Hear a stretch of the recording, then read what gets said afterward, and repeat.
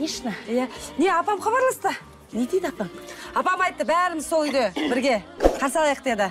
Қайнағам бар, Асылым келе жатыр, сол үйде болсын деді бәрімізге. Енді мен итаки сол үйдемін ғой, сізге сол жақта болсын деп. Қазір сол бәріміз улап-шулап қарсы алайық. Кімді қарсы алайық? Қайнағамды? Асылым келе жатыр, Асылымды да. Екеуі бәрі бірге келе жатыр дегенім ғой. Мен Асылымды шаруам қанша? Қалай? Мен неге Асылымның жалауын желбіретуім керек? Менің үйім бөлек, Балқия. Менің үйім бөлек адаммын.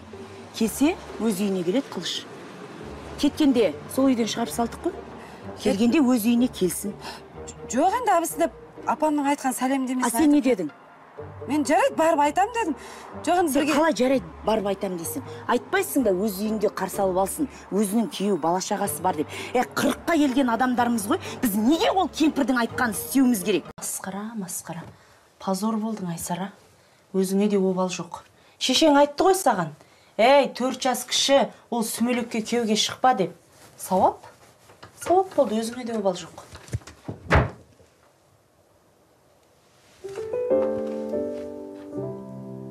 Бірақ бірдеңе жасайым.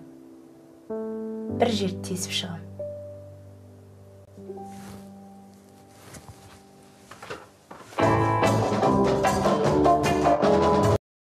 Негізі көп нәрсе өзімізге байланысты екен. Жоқ дей берсек жоғалады екенбіз ғой.